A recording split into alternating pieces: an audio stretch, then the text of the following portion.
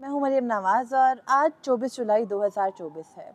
Supreme court of Pakistan में जहां एक तरफ तातीलात चल रही हैं, वहीं इन तातीलात के दौरान जजेस मुख्तलिफ फोरम्स पर जाके बातचीत करें, जिसकी वजह से वो खबरों की जीनत भी बनते हैं। सुप्रीम कोर्ट के जज जस्टिस अतर मिनल्ला, जिनके ऊपर वक्तन फवक्तन तनकीद और उनके खिलाफ मुहिम चलती रहती है सोशल मीडिया के ऊपर, उन्होंने अपने ऊपर चलने वाली जो अपने खिलाफ चलने वाली मुहिम थी और अपने ऊपर होने वाली तनकीद है, उसका एक तरह से जवाब दिया है। जस्टिस अतर मिनल्ला ने न्यूयॉर्क बार से खिताब करते हुए, यानी अमेरिका में खिताब करते हुए वकला की तंजीम से बहुत सी ऐसी बातें की जिससे लगता है कि शायद वो अपनी दिल की सारी बातें वहाँ पर कर गया, और जो कुछ भी इतने अरसे से उनके खिलाफ एक मुहिम साजी हो रही थी और उन पर तनकीद की जा रही थी, उन सारी ही बातों का वक्तन फवक्तन उन्होंने जवाब दिया है। जस्टिस अतर मिनल्ला ने न्यूयॉर्क बार से खिताब करते हुए क्या कुछ कहा है, ये आपके सामने रखते हैं, और उसके अलावा ये भी बात करेंगे कि किन किन चीज़ों के ऊपर जस्टिस अतर मिनल्ला को स्पेसिफिकली तनकीद का निशाना बनाया जाता रहा, किस तरह से मुहिम चलती रही, और कैसे जस्टिस अतर मिनल्ला ने सारे उन जो तनकीद है उनके बातों का जवाब दिया है। तो खैर, जस्टिस अतर मिनल्ला अमरीका में बार से खिताब करते हुए ये कहते हैं कि हाइब्रिड निज़ाम हुकूमत और जमहूरी निज़ाम हुकूमत में अदलिया का अलग अलग तस्वुर है। और जस्टिस अतर मिनल्ला ये कहते हैं कि जजों की तैनाती में उन्हें इस्लामाबाद हाई कोर्ट में, क्योंकि आपको पता है इस्लामाबाद हाई कोर्ट के जो तमाम तर जजेस हैं, जो सीनियर मोस्ट दो जजेस हैं, उनको छोड़ के उन सबको ही जस्टिस अतर मिनल्ला ने लगाया था। तो जस्टिस अतर मिनल्ला के दौर में मतलब वो लगे, और जाहिर है कि जस्टिस अतर मिनल्ला के प्रपोजल से लगे और उनकी मुशावरत शामिल थी। तो जस्टिस अतर मिनल्ला ये कहते हैं कि इस्लामाबाद हाई कोर्ट में जजों की तैनाती के लिए एक जज को बनाने में उनको 3 साल लगे, जबकि दूसरे जज को जज का ओहदा कबूल करने में 2 साल लगे। और फिर वो ये कहते हैं कि इन जजों पर किसी को कोई एतराज़ नहीं था, लेकिन पूरा निज़ाम उन जजेस से खौफजदा था। और कहते हैं कि वज़ीर आज़म जो थे, वो इन जजों की तैनाती की मज़ाहमत करने वालों में शामिल हो गए। और याद रहे कि ये वज़ीर आज़म इमरान खान थे, क्योंकि जो जज जस्टिस अतर मिनल्ला के दौर में इस्लामाबाद हाई कोर्ट में लगाए गए, वो 2020 में लगाए गए, और उस वक़्त हुकूमत पीटीआई की थी और वज़ीर आज़म इमरान खान थे। फिर जस्टिस अतर मिनल्ला ये कहते हैं कि जिन्हें उनकी अदालत से अदालत के अलावा से कहीं और से रिलीफ नहीं मिलता था, वो आज उन पर तनकीद कर रहे हैं। और ज़ाहिर है उनका वाज़ेह इशारा मुस्लिम लीग नून की जानिब से है कि जब नवाज शरीफ, मरियम नवाज और दीगर के केसेस चल रहे थे, तो कहीं और से रिलीफ नहीं मिलता था। यहाँ तक कि नवाज शरीफ को जब बैरून मुल्क जाना था, तो भी उनको किसी और अदालत से उनकी सुनवाई नहीं हो रही थी, लेकिन जस्टिस अतर मिनल्ला की अदालत से उनको बाहर जाने और उनकी खराबी सेहत को कंसिडर किया गया था, और तभी वो बाहर जाना उनका, यानी नवाज शरीफ का लंदन जाना मुमकिन हुआ, जहाँ से वो 4 साल के बाद वापस आए। खैर, फिर जस्टिस अतर मिनल्ला ये कहते हैं कि 2022 में उनके खिलाफ जो प्रोपेगेंडा कर रहे थे, अब वो दूसरी तरफ खड़े हैं, यानी पाकिस्तान तहरीक इंसाफ वाले, जो 2022 में जब तहरीक अदम एतमाद आई और अदालतें रात खुली,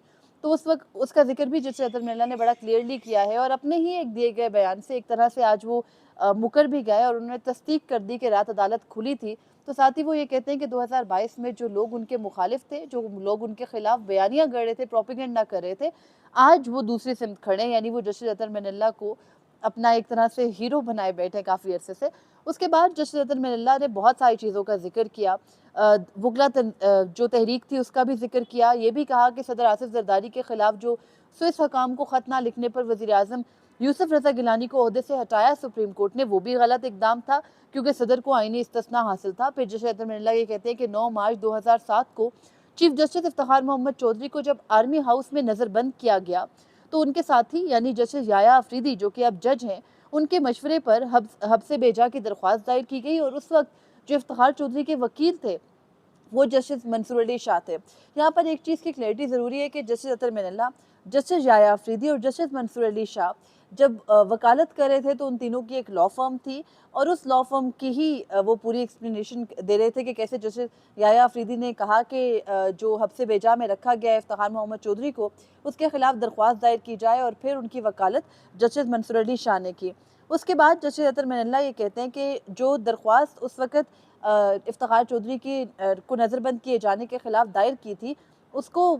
किसी भी जज ने, हालांकि वो जज उन्हीं के अंडर थे, यानी चीफ जस्टिस थे इफ्तिखार चौधरी, तो उन्हीं के सारे जो जजेस थे जूनियर, उन्होंने उनकी दरख्वास्त पर समाअत नहीं की, और फिर आज तक उस मुकदमे को नहीं सुना गया। फिर जस्टिस अतर मिनल्ला ये कहते हैं कि 18वीं तरमीम पाकिस्तान के लिए बेहतरीन थी, मगर उस वक्त के चीफ जस्टिस इफ्तिखार चौधरी ने इसे अदलिया मुखालिफ करार दिया। फिर जस्टिस अतर मिनल्ला ये भी कहते हैं कि जो 19वीं तरमीम थी, वो पार्लियामेंट से ज़बरदस्ती कराई गई, और ये सब कुछ वकला तहरीक के मुनाफी था। यानी जस्टिस अतर मिनल्ला मान रहे हैं कि जिस मकसद के लिए वकला तहरीक चलाई गई, जो मकसद था उसका ये नहीं था कि सिर्फ वकला को कोई आज़ादी या मुल्क के अंदर कोई इस किस्म का निज़ाम चाहिए था जो उनके लिए फेवरेबल होता, बल्कि जस्टिस अतर मिनल्ला ये कहते हैं कि वकला ने आइन की बहाली की तहरीक चलाई थी, लेकिन उससे कोई फ़ायदा नहीं हो सका। और वो कहते हैं कि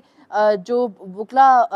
बहाल हुए, उन बहाल होने वाले जजों ने जो नौजवान नस्ल थी, यानी जो आइंदा आने वाले वकला थे या फिर जो भी मुल्क की जनरेशन थी, उसको मायूस किया, यानी उसने अपने जो मकासद थे उनको अचीव नहीं किया। फिर जस्टिस अतर मिनल्ला ये कहते हैं कि उन्होंने बहुत से केसेस की समाअत की जब वो chief justice Islamabad high court के तौर पर काम कर रहे थे, और उसमें वो अपना जो केस है जिसको कि इंटरनेशनली कोर्ट भी किया जाता है उसका हवाला भी देते हैं। आपको मालूम है इस्लामाबाद के चिड़ियाघर में एक कावन हाथी था, उसका किस्सा भी जस्टिस अतर मिनल्ला ने न्यूयॉर्क बार को सुनाया और कहते हैं कि जनरल ज़िया की खसूसी सलाहियतों की हामिल बेटी की ख्वाहिश पर श्रीलंका की रियासत ने एक हथनी से उसका 1 साल का बच्चा छीनकर रियासत पाकिस्तान के हवाले किया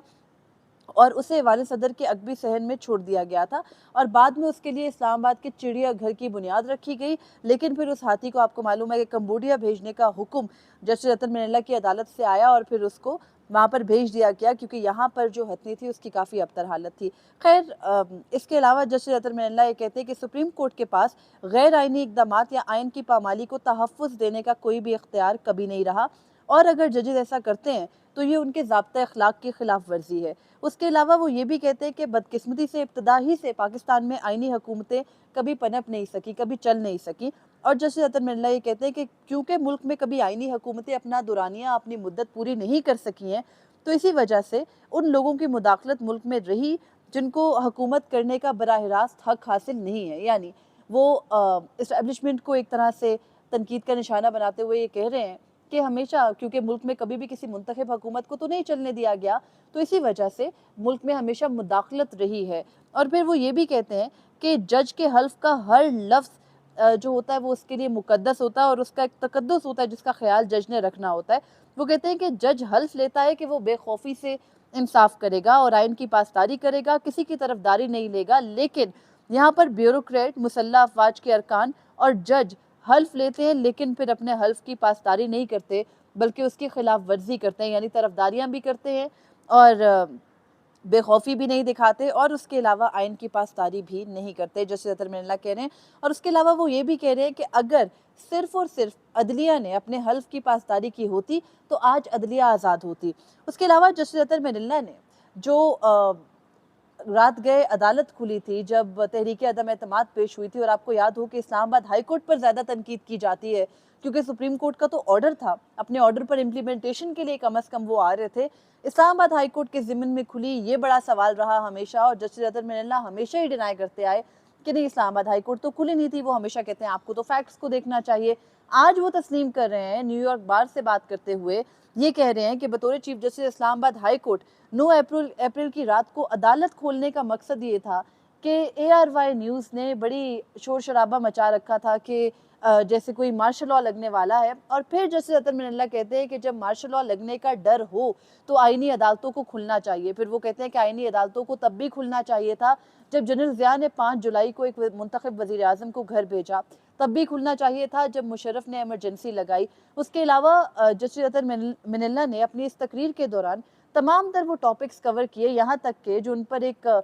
सेक्शन ने पिछले कुछ अरसे में तनकीद करना शुरू कर दी थी कि वो मुशर्रफ के दौर में एक निगरान वज़ीर रहे, बल्कि मुशर्रफ के दौरे हुकूमत में एक वज़ीर रहे, तो उन्होंने कहा कि एक निगरान सेटअप आया था, उसके अंदर वो सूबाई वज़ीर के तौर पर गए थे, लेकिन उस वज़ारत को कबूल करने के बाद उनको अपनी इस गलती का इदराक हुआ कि उन्हें ये नहीं करना चाहिए था। ना सिर्फ वज़ारत कबूल नहीं करनी चाहिए थी, बल्कि जस्टिस अतर मिनल्ला ये कहते हैं कि उनको ये भी समझ आया कि कैसे उनको इस रास्ते पर अब नहीं जाना है, और उनको बहुत सी हकीकतें तब मालूम पड़ी। उसके बाद वो ये कहते हैं कि वकला तहरीक के लिए वो एक्टिव थे, लेकिन वकला तहरीक ने भी वो नताइज नहीं दिए, जबकि कहा जाता है बार बार कि जस्टिस अतर मिनल्ला इफ्तिखार चौधरी के असिस्टेंट थे, उनके साथ थे, उन्हीं के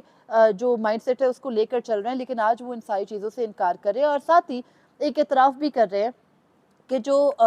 जब वोट ऑफ नो कॉन्फिडेंस पेश किया गया, वो जो रात थी जब इमरान हुकूमत को घर भेजा गया तो उन्होंने अदालत खोली थी। जिन दरख्वास्त गुजारों के कहने पर खोली थी वो, या जिनके आने पर खोली थी, वो एक अलग स्टोरी है। लेकिन जस्टिस रतन मनीला कहते हैं कि वो अपने घर बैठे थे और उनकी अहलिया ने उन्हें बताया कि ARY पर तो शोर मचा हुआ है कि मार्शल लॉ लग रहा है। एक जज की जानिब से